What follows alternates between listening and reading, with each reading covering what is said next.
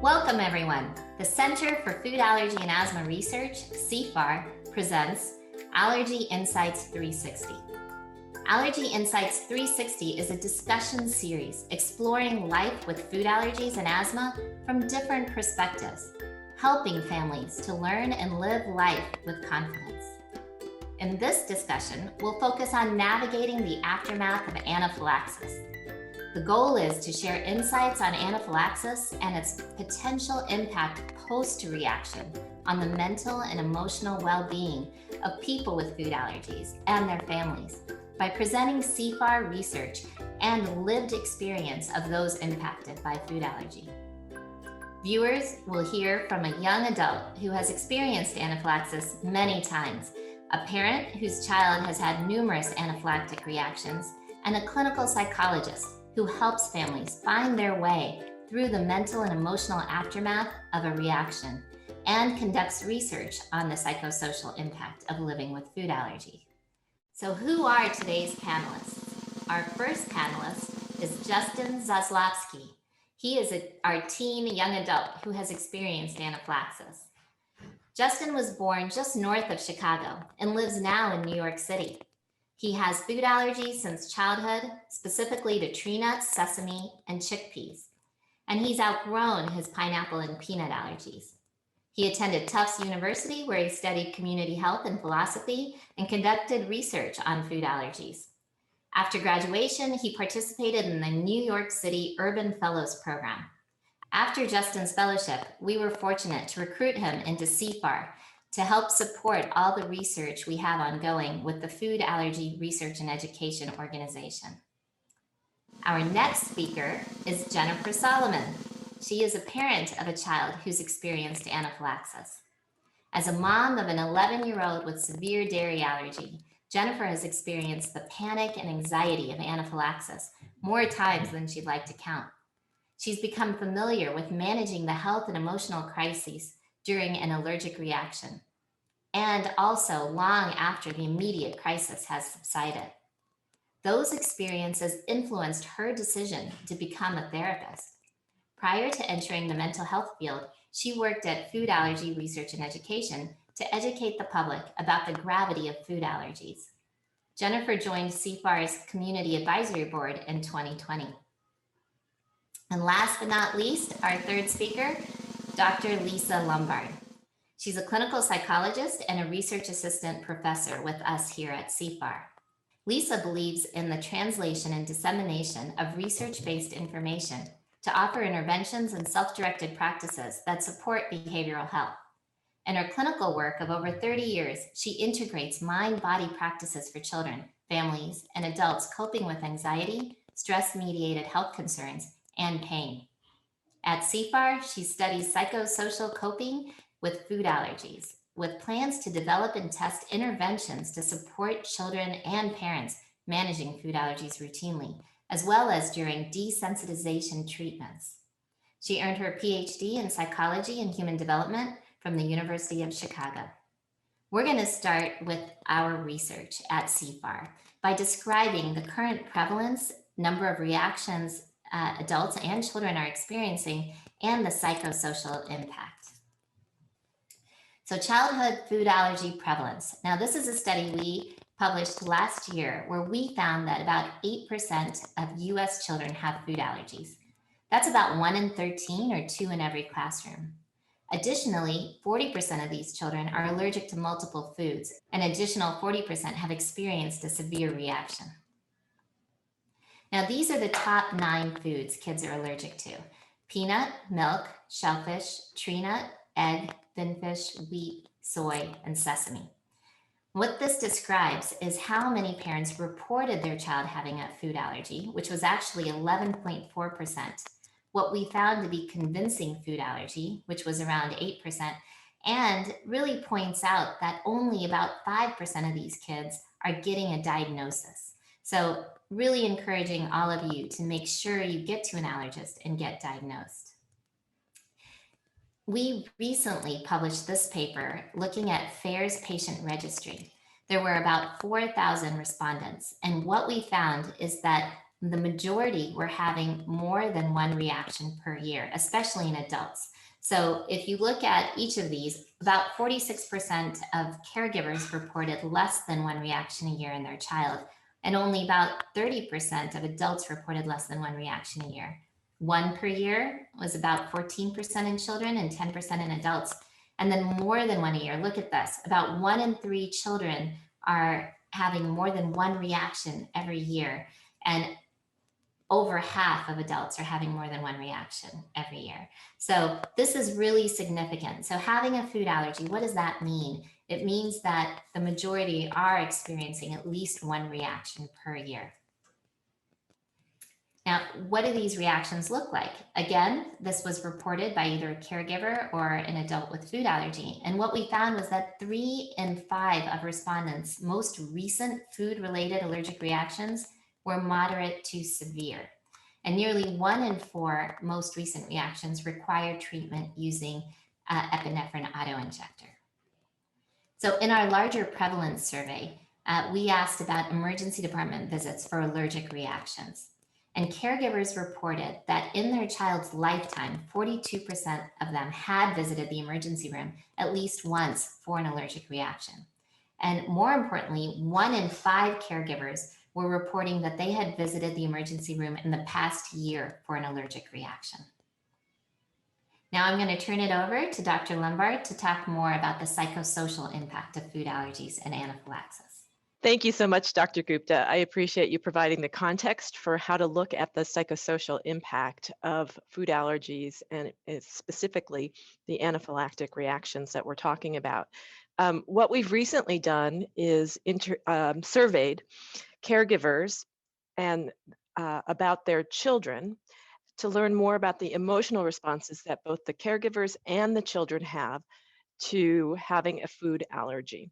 And I draw your attention to some that we now know, and really it's common knowledge that anxiety and feeling scared are the most prevalent among the caregivers, and they're also prevalent among their children. But if we also look, there are some differences, and I draw your attention to those differences because it's an important nuance to think about where parents and children are the same and where they might be different, so that we can craft interventions and support that really address these differences.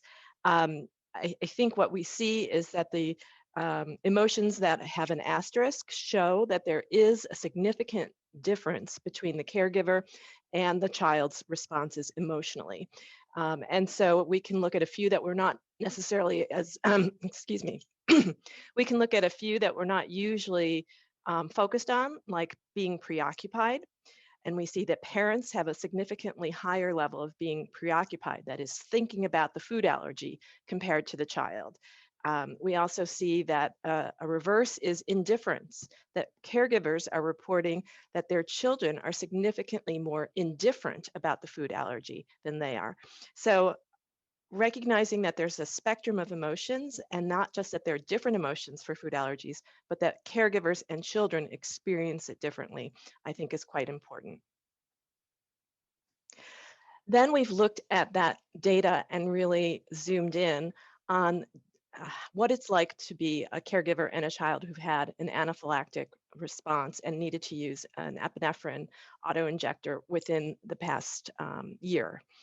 And we see that there are also some differences among this group. So we see that for children who have used an epinephrine autoinjector pen within the last year, their reaction, their feeling of being insecure is significantly greater than children who haven't used an epinephrine autoinjector within the last year.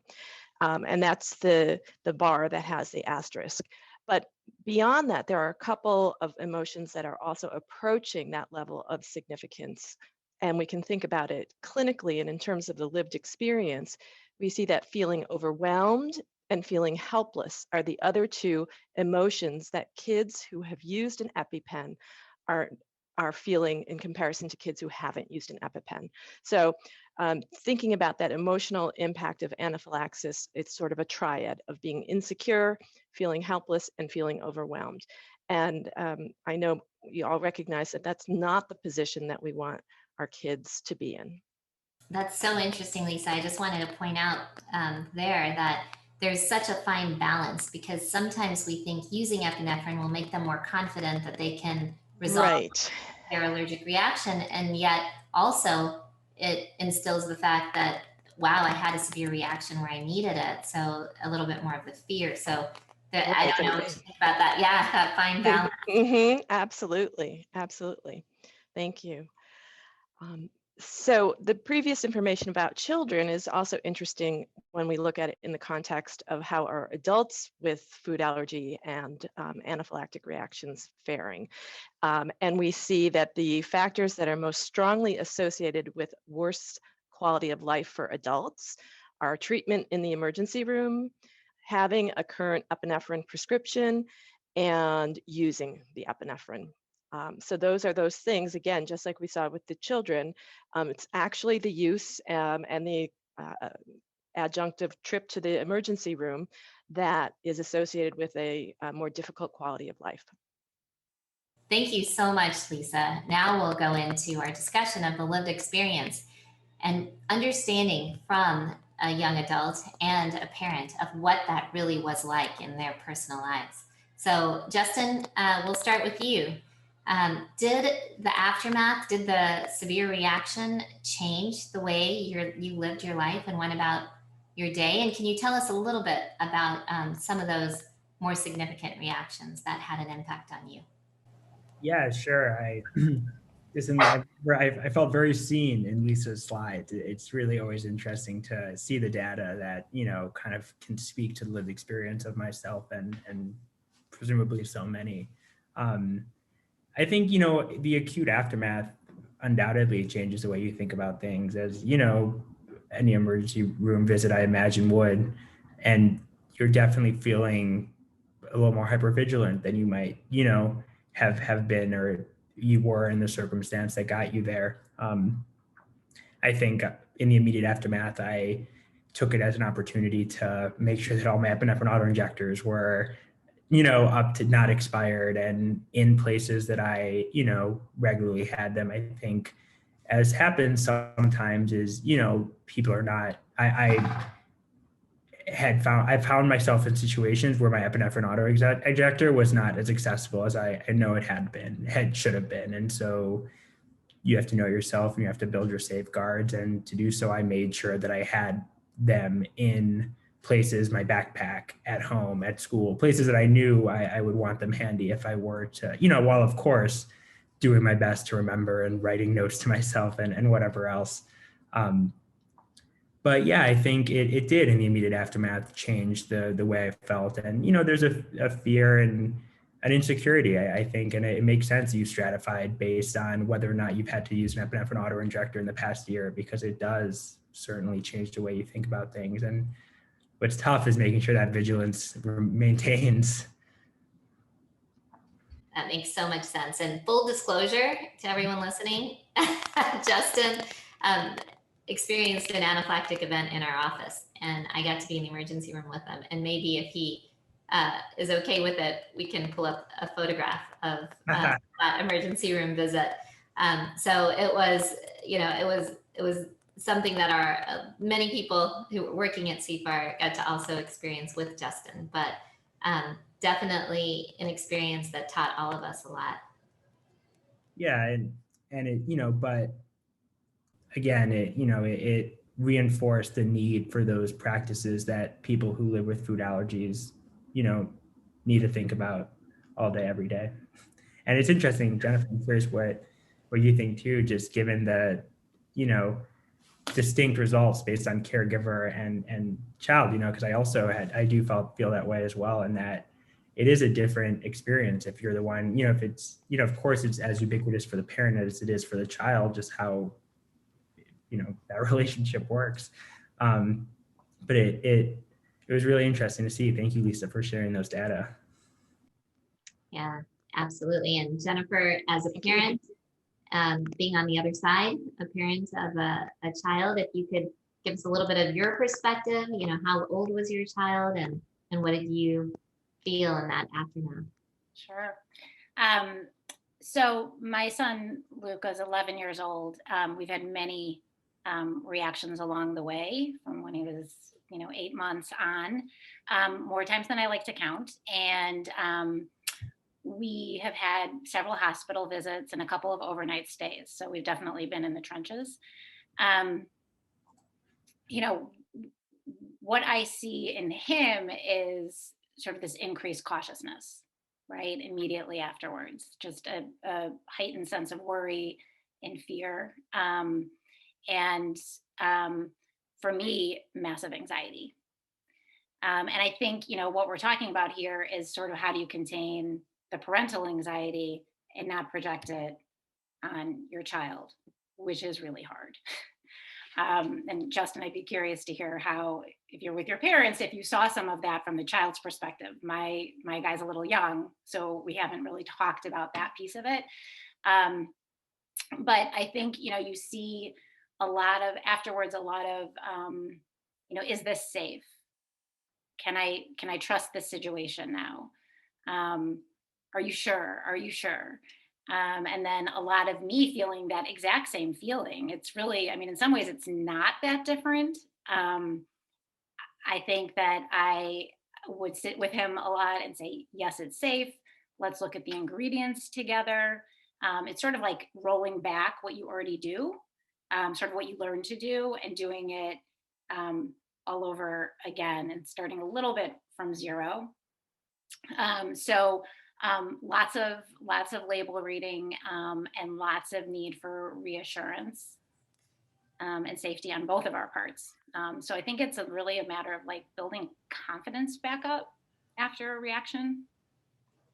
Absolutely. And you pretty much answered my next question I was going to pose to both of you, which is, but if you have anything to add to that, because I think this is really important for viewers, is, how do you regain that trust and confidence, after a reaction? And that's what you mentioned, a couple of things, label reading and, just being more vigilant. And Justin, you mentioned making sure your epinephrine auto injectors were not expired and you had them in places and you wrote yourself notes, which are all super important. But anything else that helped you regain that trust in your own ability to manage your allergies, Justin? And then, for Jennifer, kind of how you encouraged your child after that to regain confidence and decrease their anxiety.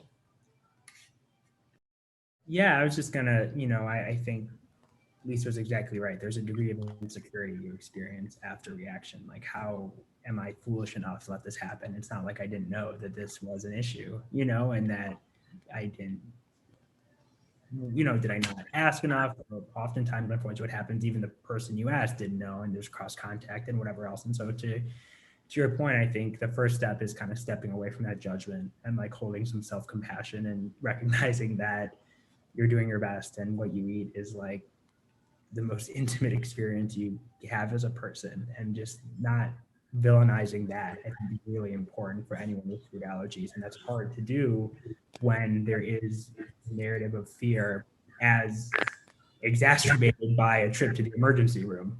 And so I think being intentional about thinking about that and holding that space for self-compassion and, recognizing or, getting a little cognitive and really trying to challenge that judgment that you might feel for yourself, and then finding the grounding in the support system that I, have remained lucky enough to have, and people who I know care about me and access to the medication that I would need to be safe and et cetera. But I think, time heals a little bit, and making sure that you continue to surround yourself by,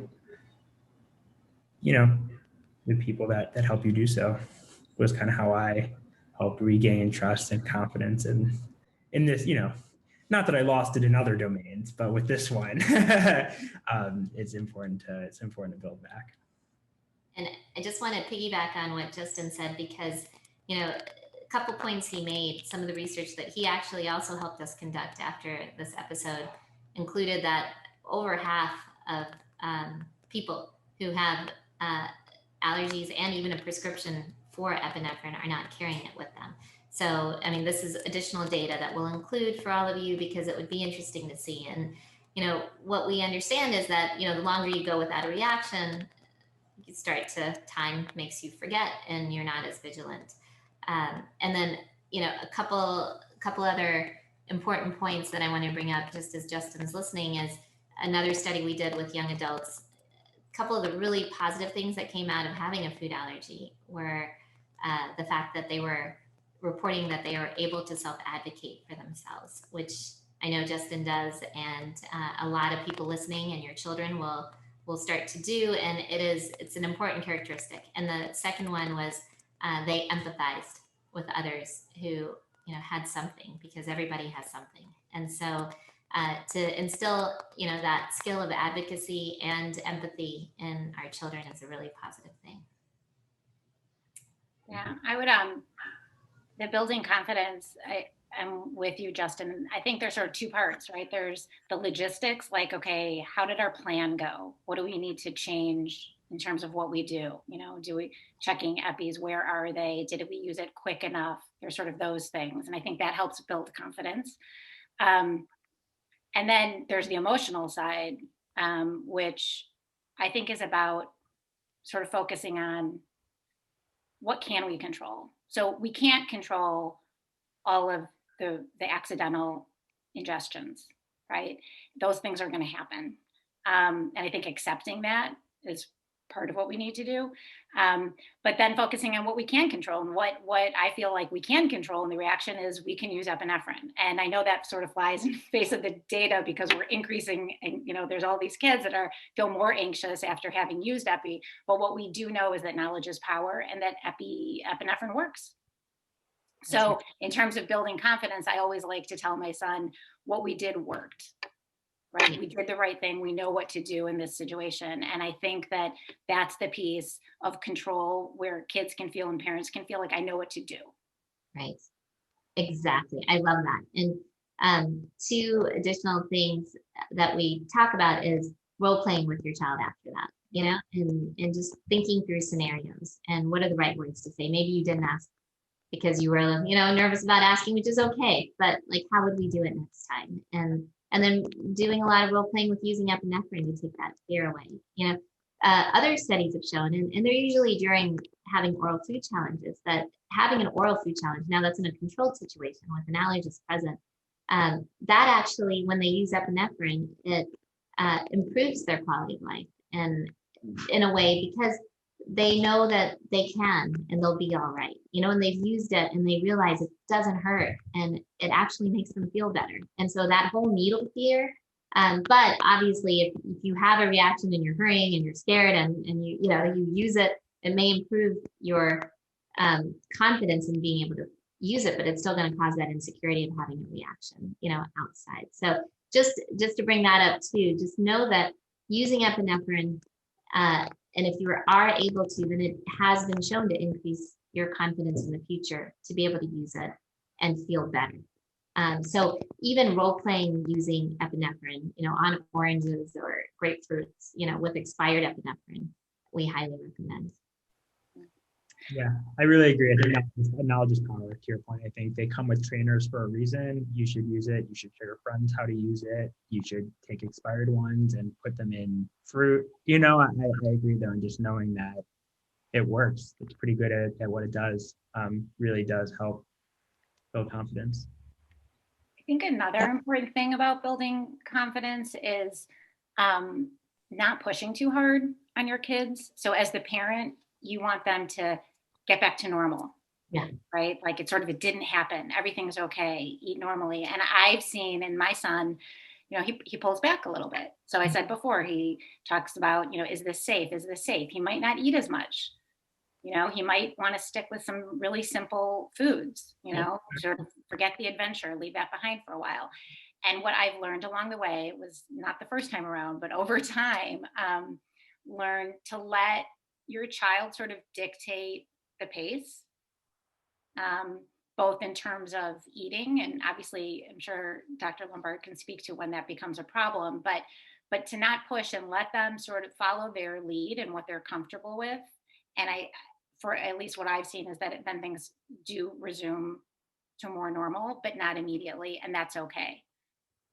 And so I think that is something that's taken a few years to learn, but I'm getting better at it. Well, thank you for pointing that out, Jennifer, actually, because what you just described is that you've provided your son with an opportunity to regain some control and some sense of self-efficacy through that.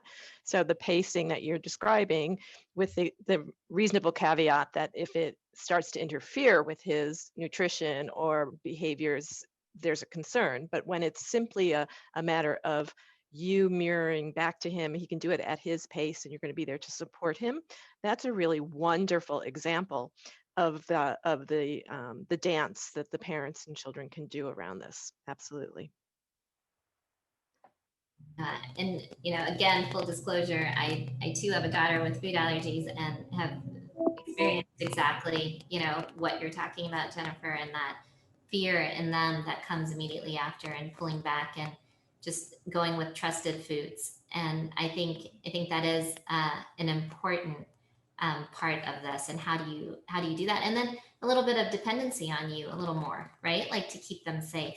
And how do you get out of that? And Lisa, maybe you can talk about that. But some things I purposely did, where I would be reading labels or she'd ask me if it was safe, and I would purposely misread.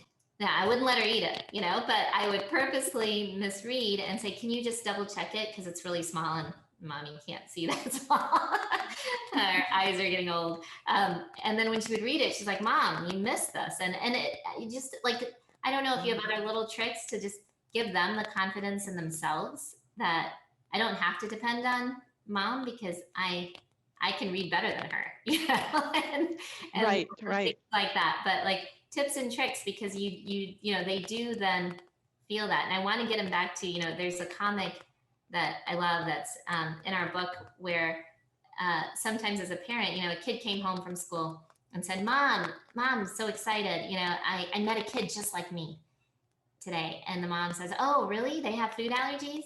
And the kid says, no, they like soccer. And it's that feeling of you are a whole. And, we often, that's like the first thing our mind goes to, but, the kid themselves has, so many other things, and this may be, smaller. So I'll stop there, Lisa. I'd love to hear your thoughts, and Jennifer and Justin, any more you have. I think this is a terrific conversation. I think that you're talking also developmentally. So Dr. Gupta, you're explaining that for your daughter, for her to take ownership of this a little bit more and maybe even to surpass her mom, which is an age appropriate thing to do at certain developmental points. That gave her something that she was looking for and that she could use to rebuild that confidence. And you were giving her the space to practice. We've been talking about different ways to practice. So there's the physical practicing with a trainer, which is a great simulation for desensitization, right? The more you do something, the easier it gets. And our kids, our kids know it, and we as caregivers and adults and parents are always saying it, right? Practice makes progress. If you want to be a good soccer player, you have to practice. If you want to be a good mathematician, you have to do math problems. So similarly, if you want to know how to use this, you have to practice. And it's a great tool. And so it makes sense to me as I was listening that individuals' level of confidence would go up because there's mastery there. And when you can master something, it's great. When there's a long span between episodes, what you were saying, Justin, you kind of forget, you kind of don't have sort of the edge anymore. And both your fear might go up because it's been so long, and your skill set might go down. So that becomes, unfortunately, a recipe. So all throughout this, we're talking about what's that balance. We can call it sort of, how to integrate a certain level of awareness, even vigilance at times, with a certain level of let the kids learn more and more on their own. But as with all parenting steps, we have to be mindful of safety. So you don't want your child to learn how to cross the street by saying, go run out in traffic. You have to teach the skills. And this is likewise, what you're doing is teaching. But to be respectful, as Jennifer, you point out, and Justin, you've experienced, you can know it all. And there are certain uncertainties in the world that just exist. And so you are living with an undercurrent of apprehension, of anxiety. Anxiety lives on uncertainty. And because you're not in the factory producing the food or in the kitchen making it at a restaurant, there's a level of uncertainty. And it's how do you minimize that while you maximize your skill set through gaining information and competency with using the tools and keeping your EpiPens nearby and so on. Yeah.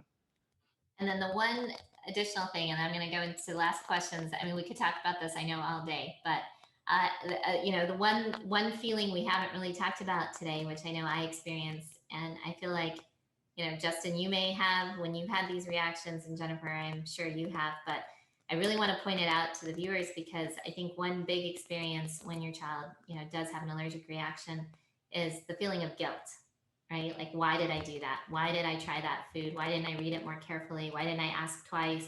Why didn't I protect my child? How could I not have protected my child? And I just want to say to all the viewers, I feel like that's kind of a hidden feeling that you just carry with you, and you know, it is something that we need to let go of, because reactions, as you saw, over half of people with food allergies are having reactions. So this is not something you did or you caused. You know, it's something that is occurring with everyone because it is so challenging, and that is the issue with food allergies. It's so challenging to avoid that food. So if I can tell you one thing, if there's one thing that I've worked hard to get over, is that feeling, you know, of guilt from, you know, accidentally, you know, doing something that caused that reaction. I do want to go, Justin and Jennifer, to you all one more time, because, and then I want Lisa to close up with some tips for all our viewers. But Justin and Jennifer, like, what do you have a tip that you know, Justin, to the kids watching out there who may be experiencing allergic reactions, kids, young adults, college kids, you know, anyone out there listening, is there any 1-2 tips that you would want to leave with?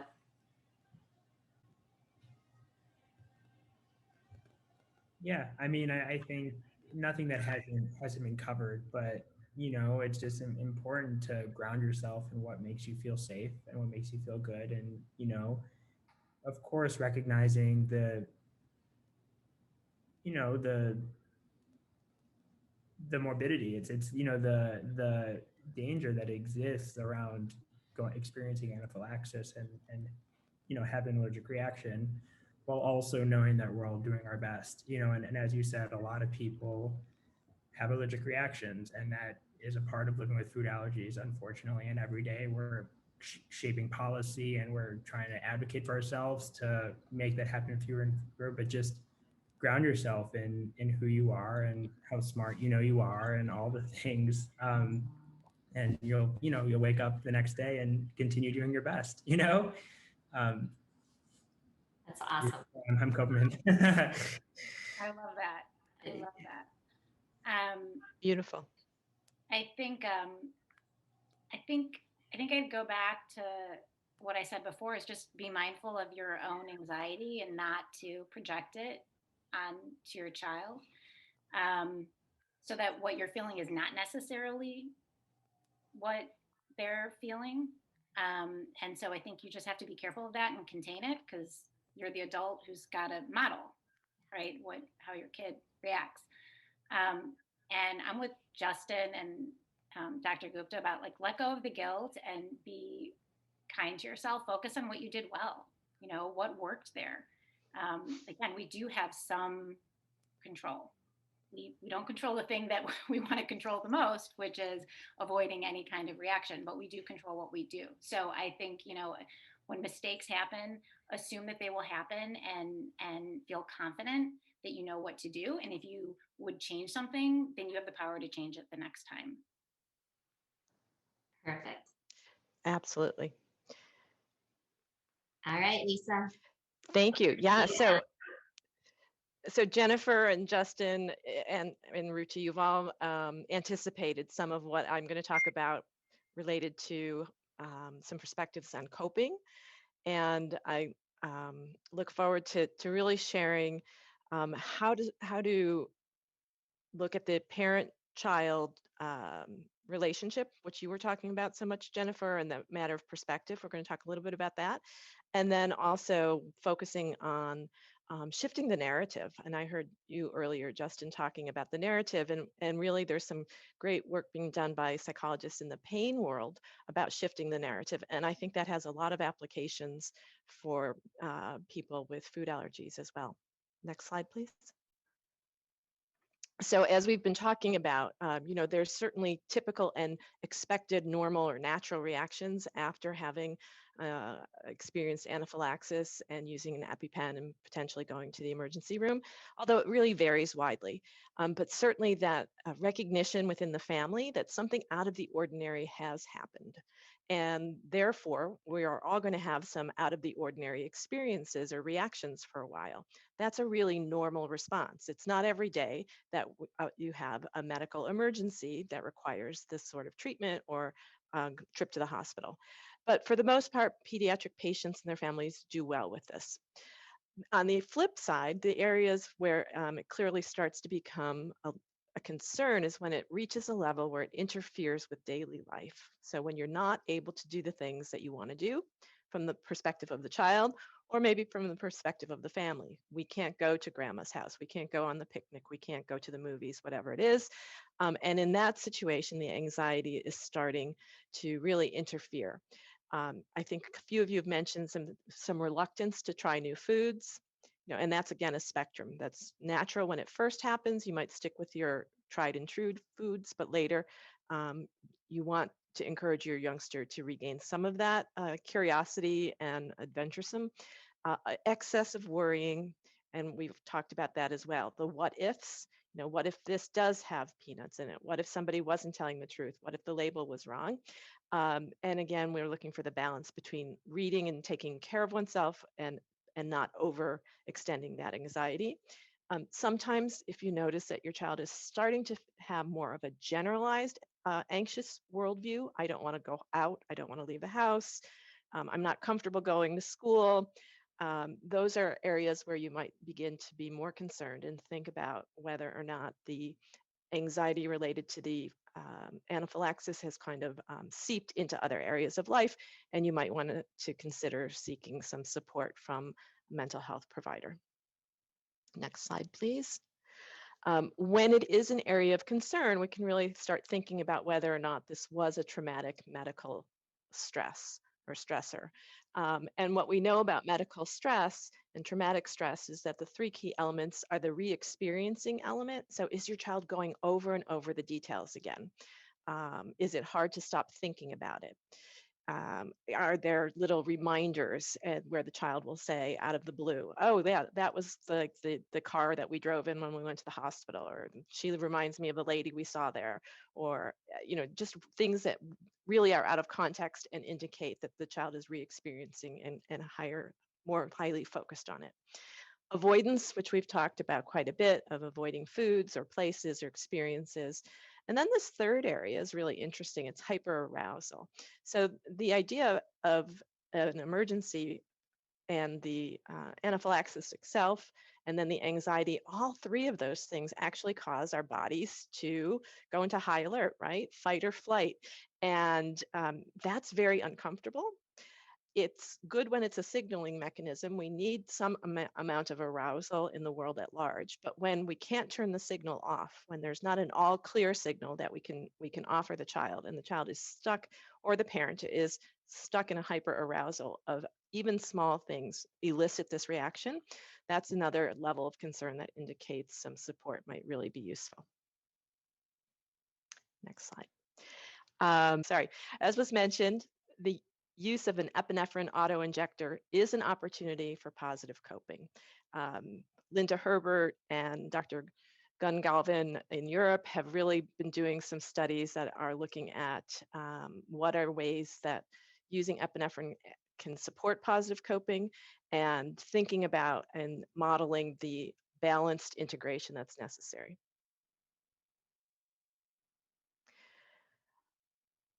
From the interviews that our team conducted with allergists, we know that the allergists are really mindful of how to navigate post-reaction anxiety. So we asked the question to them of how do they counsel their patients after using epinephrine or going to the emergency room, and they're really keen on these three things, which are a thoughtful and balanced communication relationship with the child and the family, being sure to share credible,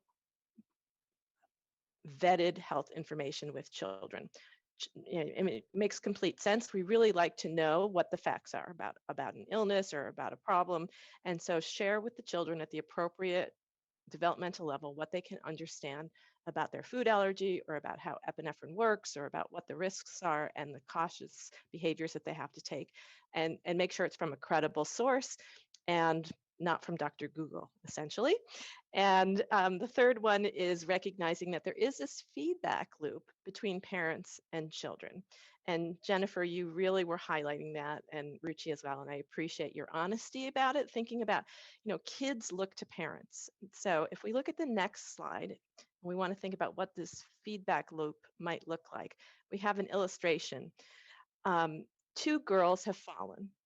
But I suspect if you look at them, you would think that the parent would probably react differently to each of these falls. The parent of the girl who's wearing the pink knitted hat might be a bit more upset and worried and come running over because it really looks like she's in distress. Whereas the girl who's got the helmet on, protection, and she's fallen and she's smiling and she's looking up, yes, she's fallen, but that might be the parent who can say, oh, you got this, you can get up, come over to the corner and meet me there. So your reaction is going to be different, and kids are always looking to it. Next slide, please. And in fact, we know that what we magnify, we know that what we focus on, we magnify. So this is a cartoon, and this woman has done a performance, everyone is applauding, and there's one person in the audience who has his arms folded. That's what she's noticing, and she thinks to herself, they hated me. And so we have to be very aware that if we magnify all the things that went wrong when there was an anaphylaxis, an anaphylactic reaction, I'll get it right eventually. When we only noticed, it was, oh, I should, all the should-haves. And I think that goes to the guilt that we've talked about, right? I should have read that 3 times instead of 2 times only, or I should have never gone to that store, or I should have prepared this meal differently, or told the parents in advance at camp that we couldn't do this. When we focus on it, we really enlarge it and magnify it. But there's a lot of other things that are going on that are adaptive and positive. Next slide, please. So I am encouraging us to practice. The tip is really to practice shifting perspective.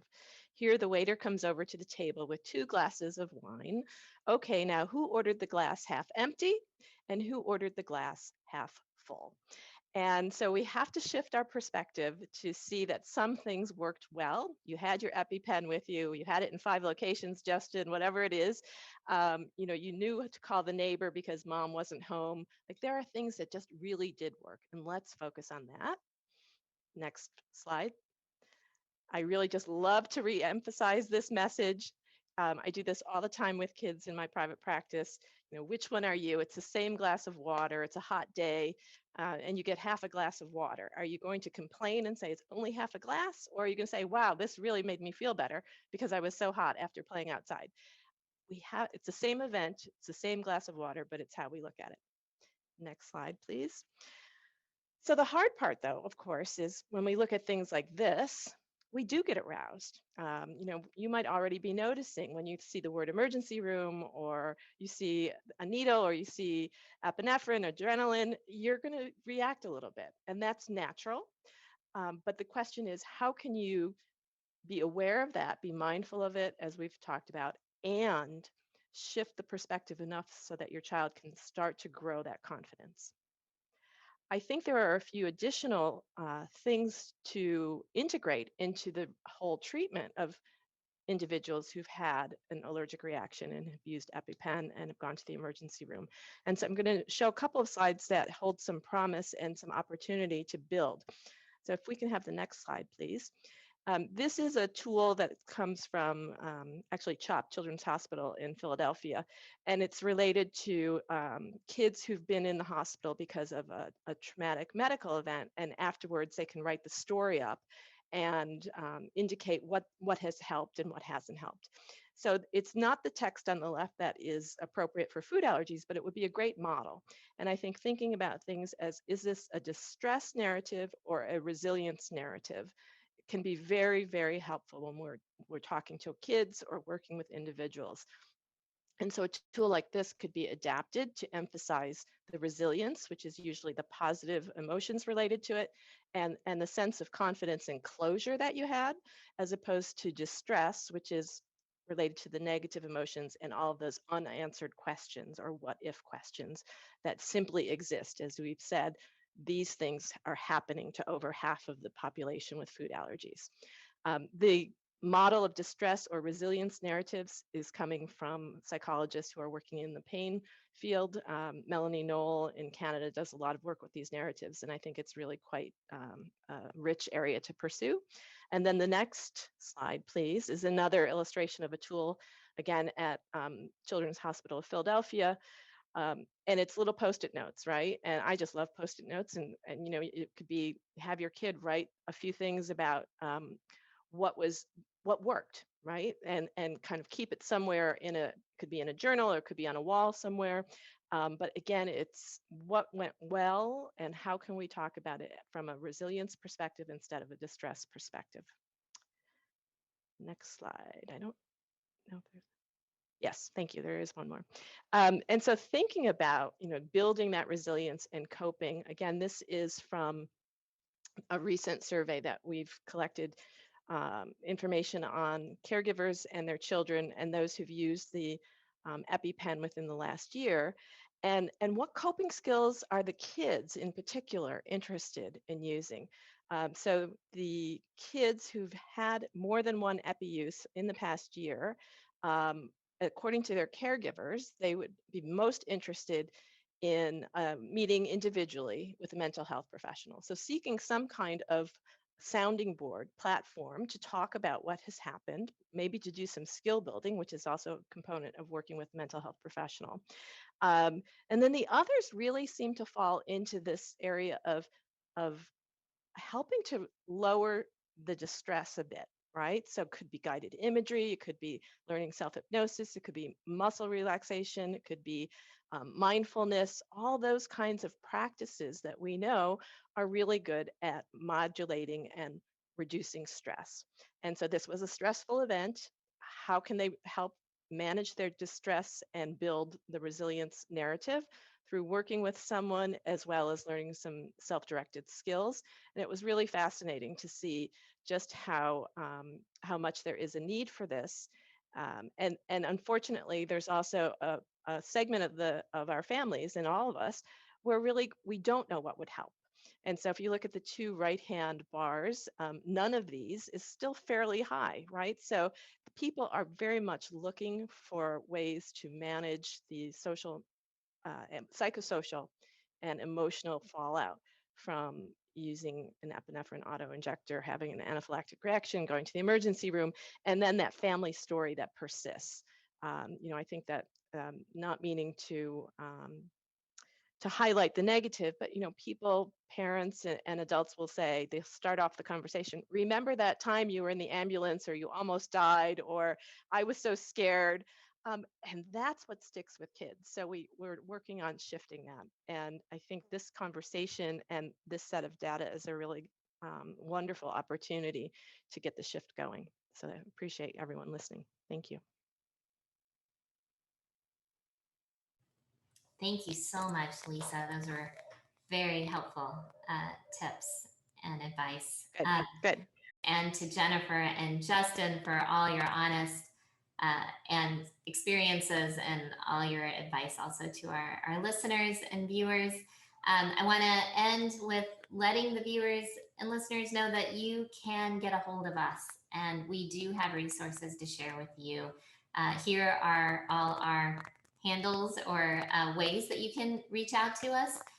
We will also, along with this video, be sharing some of these papers that we talked about if they would support you, and we can share the PowerPoint if any of this data will help you teach to others. You know, one of my favorite quotes is from Maya Angelou, and it says, "When you learn, teach, when you get, give." So please do share this information with people who you know can use it. And, you know, please ask them if they would like to be a part of our CFAAR community as well. So thanks again for listening, and until next time.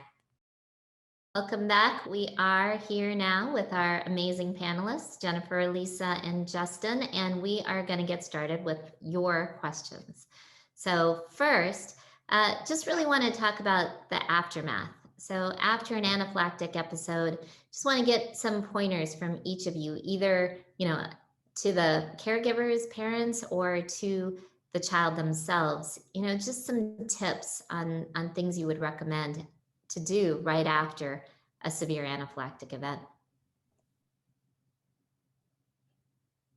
So as a parent, I think, you know, one of the most important things is to talk it through and talk about what happened, and listen to your child about the experience they had, and sort of hold off from telling them how they should feel or that everything's okay, but really just let them talk about it and validate them, which I think is really hard because there's a lot of anxiety for everybody. So that would be, you know, one point that I think is really important. Great. That's great, because a lot of times you don't want to talk about it. You're nervous to bring it up again. And yeah, you just want to brush it under the rug. Yeah, And I think yeah. that therein lies the problem, right? Right. And you also want to, go ahead, Lisa. No, I'm sorry, Jennifer. You're absolutely right. And it's maybe not even just talk, but it's really listen. So if you can ask some open-ended questions and just listen to see what your child is saying about it, you know, and you need to prepare yourself as a caregiver. So you might need to do a little bit of self-care in advance of starting that difficult conversation. But that's really the space, I think, that you can begin with in terms of how to reprocess some of it. Great. That makes sense. Talk and listen. Listen is such an important part. I need to get better at that. We all do. I also think, you know, you do want to focus on what went okay, which in hopefully most cases is that you used epinephrine and it worked. And so, you know, that's the solution. That's sort of the antidote to what happened. And so as long as you can, I always say, you know, be relaxed and ready. Yeah. And you sort of analyze, was I relaxed? Maybe so, but was I ready? And did I have what I needed there to deal with the situation? I think that's really important because that gives the hope that you can handle it, right? That's where you have control. And you want to focus both for the child and for yourself on what you do control. Right. And let's talk about that a little more, because the use of epinephrine has been shown previously to help relieve some of the fears of using epinephrine, specifically, you know, that fear. Because as we all know, you know, if you've never used it, a lot of children and a lot of caregivers have some fear of using it, you know, for the first time. So just curious from your perspectives, or Justin, you know, from someone who has experienced it and has used epinephrine, any thoughts? I was still thinking about, in part, the aftermath of anaphylaxis piece, and just to suggest that it's also an opportunity to think about ways in which you might not have been prepared. I'm thinking, for example, you know, having an insurance card, should, you know, you be insured, is something that a lot of young people don't think about until, you know, they need to. And that's, you know, an important thing to perhaps have should you ever experience anaphylaxis. But I'm so sorry. Can you ask that question one more time? No, that's a great add-on. I appreciate that. So the question is, you know, some studies have shown that epinephrine, the use of epinephrine during an anaphylactic event, actually has some positive benefits, and that is specifically that fear of using epinephrine goes away, just that one piece. And so just your thoughts as someone who has used epinephrine and how that impacted you. No, I agree. I think, you know, the unknown is always scarier than the known. And as someone who has had experience, I'm telling you, epinephrine is a much better experience than anaphylaxis. And it's the solution to it. So, I definitely, it's unfortunate that fear often delays administration, because we also know that delayed administration leads to all the other, adverse outcomes that can come with anaphylaxis. Yeah, I think it's also tough, and part of what we were talking about before in terms of the processing immediately after the fact is to recognize that, epinephrine is adrenaline, and so you feel a lot of things, you feel a lot of anxiety during it, not necessarily because of what's happening in part, of course, but it's exacerbated by the pure adrenaline that you're putting into your body. And so I think another piece of that aftermath and the processing and talking about the experience is recognizing that any fear, anxiety you might have felt, you can attribute in part probably because of the medication that was there. And so, I think talking through and unpacking some of that fear and anxiety that happened during might be another way to mitigate fear down the line. And also in terms of preparing, that's a conversation to have, and recognize that you are probably going to feel, anxiety, perhaps heightened fear, and all the things that come from having adrenaline put into your body in a particularly scary situation. But, once you get through it, you see that it's better than the alternative and really not that bad at all. Great, thanks, Justin. Lisa, Jennifer? Yeah, no, thanks, Justin, because when I was listening to you, it made me think about sort of the process of labeling things. So you're describing that the effect and the physiological changes that happen because of adrenaline. You were saying it's anxiety, but it's being highly aroused, right? There are lots of situations when we need some adrenaline, and it's part of our everyday life, and we know how to harness it. So it's sort of on a continuum. That this was, you're describing something which is out of the ordinary, a big jolt of it because you need it medically, but it's not something that is unfamiliar to us, actually. Yeah, and I'm also thinking about, as a parent, the first time I had to use it, which is really nerve-wracking, and that will be held against me by my child forever, because I really swung, because that's what the back of the epinephrine says to do. But I learned from that. And so for me, it instilled confidence, right? So now I know what to do. I mean, I know every step to take. And I know there's a lot of people who thankfully have never had to use it, but have that fear that I may carry this around, but I wouldn't know what, I really don't want to. And it emboldened me to use it much more easily and with much less hesitation. That's great. That's really important. And I do, want to say that after those old recommendations, they have changed. So now it's not 10 seconds for the EpiPen, it's 3. And for the AviQ, I believe it's 2. And you just place it and press firmly. And so it's a big deal, because I think these new changes also make you feel a little bit more comfortable. Yeah. So I'm hearing both Justin and Jennifer are talking about practice improves your confidence and it lowers your distress. And as you were saying, Ruchi, we know that that's really important for epinephrine usage. There are other things that are associated with food allergy anxiety that this particular practice might not alleviate, but we do know that it's really an important experience to get under your belt, so that you just have practice and have this skill set. And that goes back to what you said about being relaxed and ready, right? You want it to be automatic. And if you can think back to the times when you've been increasingly more successful and comfortable, it gets more automatic. That's great. Really appreciate that. Relaxed readiness. That's exactly what we're aiming for. Okay, next question. Now, a lot of times these anaphylactic reactions happen, in a group setting, and it could be at a family members, at a family gathering, it could be at a school event. And, that causes a little bit of PTSD for everyone. And how do you, after something like that's happened, let's say at a family event, a Thanksgiving dinner, for example, how do you then kind of get over that with the entire family, create a safe space of re-entry for the caregiver and mainly the child?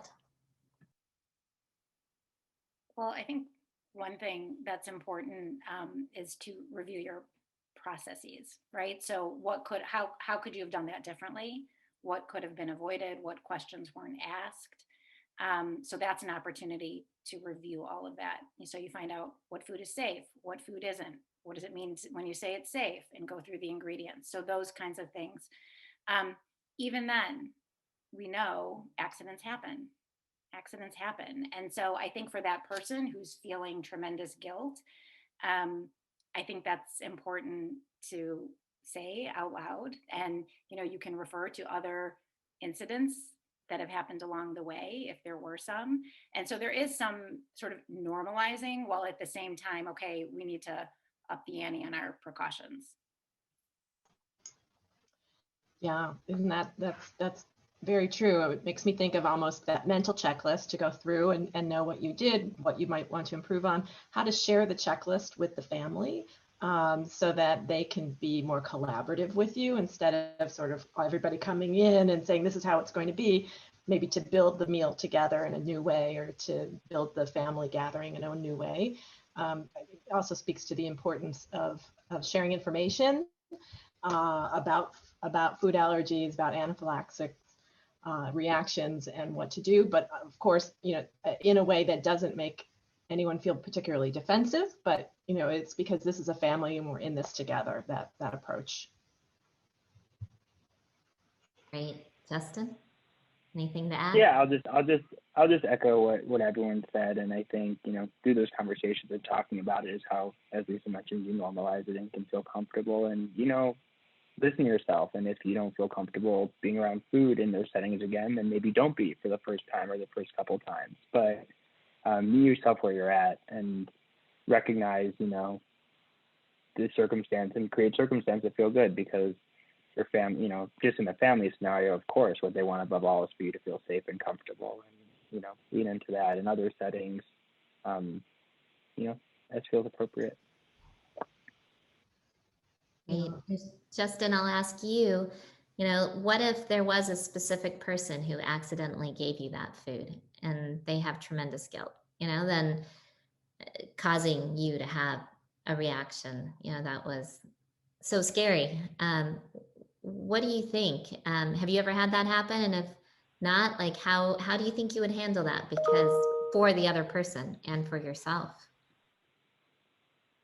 Yeah, I was thinking as you were talking whether I've had that experience. And I think, a parent problem, I think my mom, there's definitely probably some parent guilt around that circumstance. I'm trying to think, nothing comes to mind. But as I know we talked about, earlier during the initial conversation, is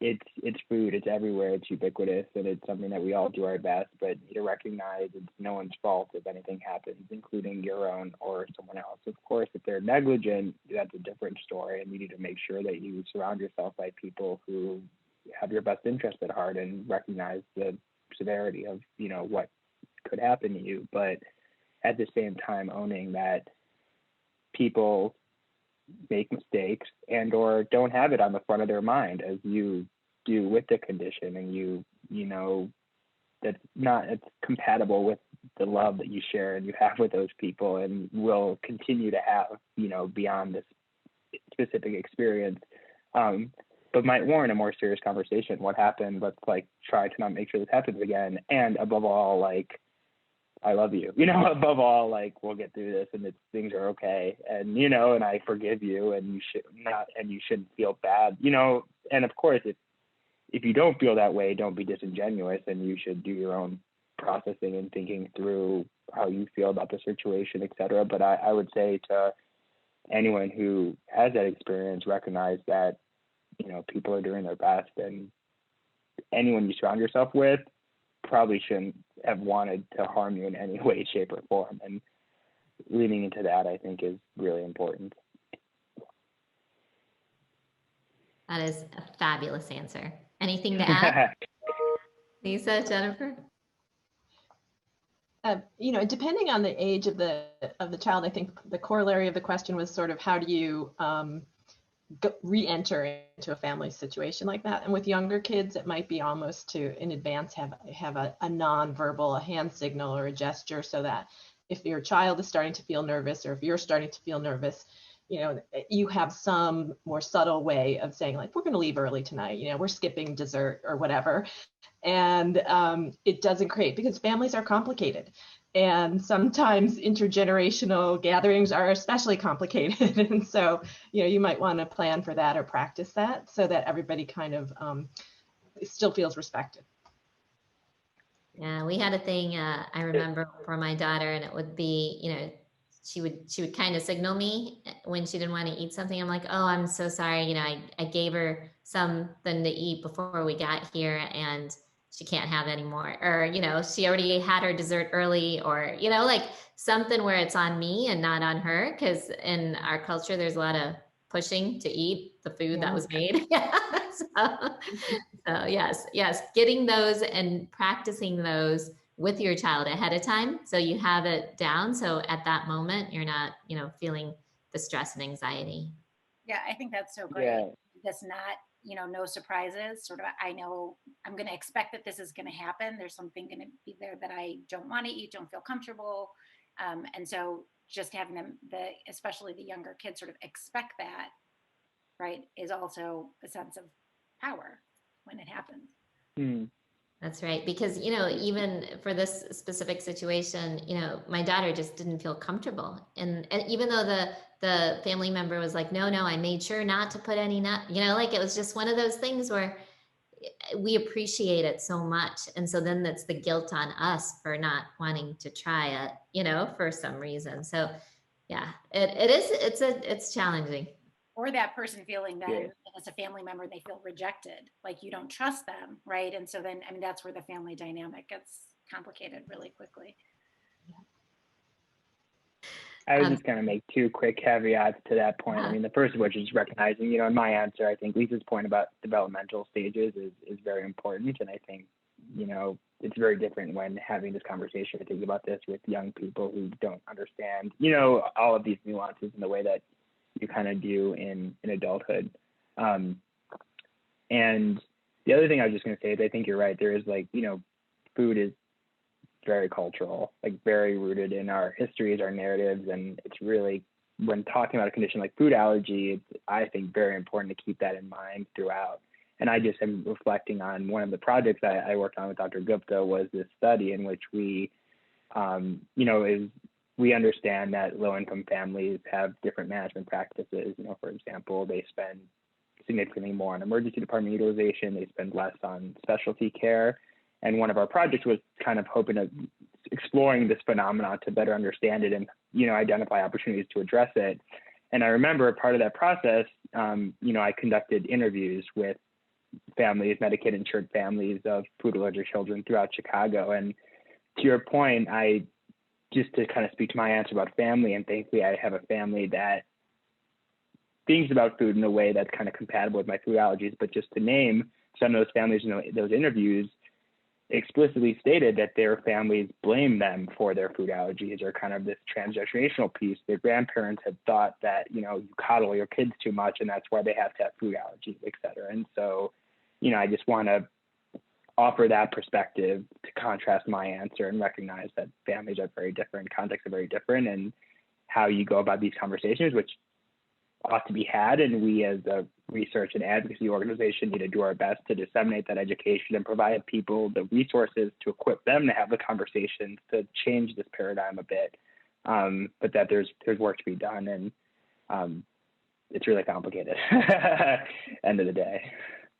That is so helpful, Justin. And I just want to thank you for that, because I do think parents, caregivers, moms feel a lot of guilt a lot of times. I've been asked that, oh, was it because I ate this during pregnancy? Was it because I didn't?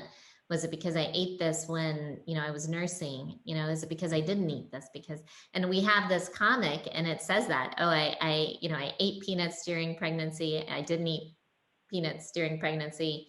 It's my fault. They have peanut allergy, so it's kind of one of those things where you're always like, I hear it so much thinking, oh, what did I do? What did I do? And then when others put that on you too, it just, accentuates that. And I think the one big thing I want to push out is don't have guilt. You're doing your best. And so you got to forget about all the It's rest. no one's fault. Yeah, There's no fault fault. in it. Yeah. No You blame. know, there's like Yeah. none of that.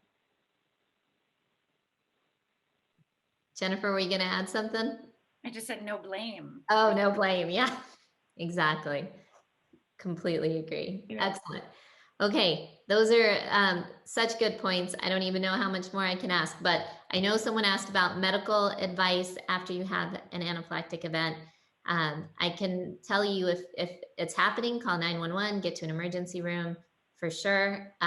If afterwards you need support, and this comes back in multiple ways, definitely see your allergist, definitely contact your generalist, your pediatrician, and I think it's just so critical to emphasize it is very good to get, support from a therapist, a psychologist, a expert who has dealt with this, and that can really help in figuring out how to get past this event and how to make you stronger as a family. And I just wanted, again, I know Lisa, this is your expertise, and Jennifer, yours as well. So anything you want to add to that?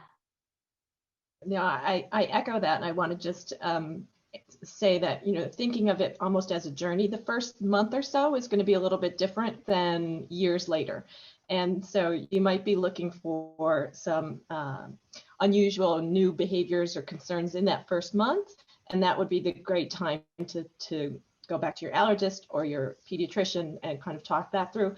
If things are persisting and either becoming more severe or intractable, and you're really concerned about your child, seeking support around mental health from professionals, I think is really important when someone understands the food allergy experience. Mm-hmm.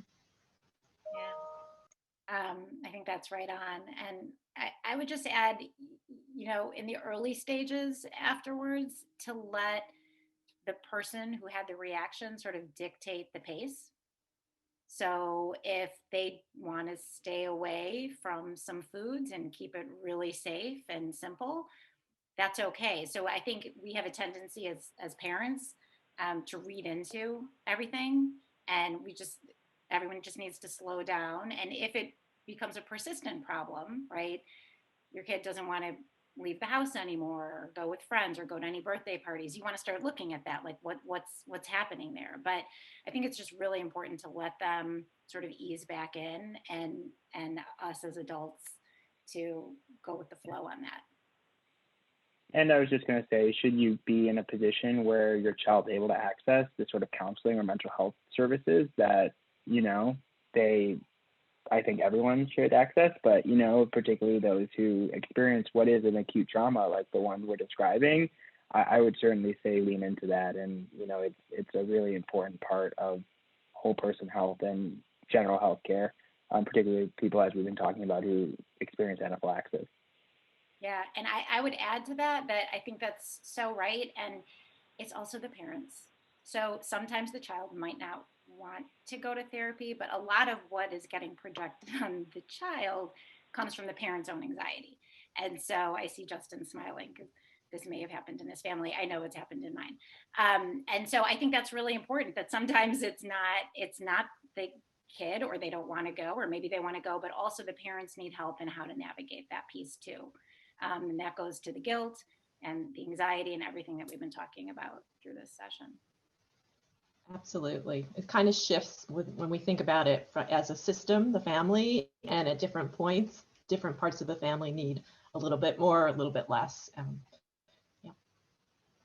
Yeah, and I'll add to that. We have another comic. I love our little comics with a mom talking to her child, and the child went to school and said, "Mom, today at school I met a kid just like me." The mom said, "Oh, they have food allergies?" And they're like, "No, they like soccer." And it just goes to that, like sometimes that's forefront on our mind, and we kind of define our child as that, and that's exactly like them, and they're just normal kids, running around doing their thing, and so that I really enjoyed that, because as you said, sometimes as a caregiver you're so fixated on keeping things safe, and that's but the kid's just running around, to that, I'll also say it can also cause marital stress, and we've seen that a lot. And we had done a focus group with moms, and then we actually had the fathers come in and talk to us. And it was interesting because when the moms were talking to us, they were like, I'm just trying to protect my kid, but my spouse is not, as careful. And then when the dads came in, it was fascinating because they're like, we're just trying to push them to their limits. We want them to do as much as they possibly can. So they both had great intentions, and really wanted the best for their children, but in different ways. And so, kind of that whole thinking through it and having those conversations, as a group, and understanding each other better as you navigate this is really critical, because it is challenging and it is stressful, because as Justin, you said, food is a ubiquitous, and it's everywhere, and it's part of everything we do. So yeah, but excellent. This is great. Really appreciate all of you being on, all your wisdom. Anyone else watching has questions, please feel free to reach out to us through our social media handles and through emailing us. And yeah, wishing you all the best. And we're always here to support you at CFAAR.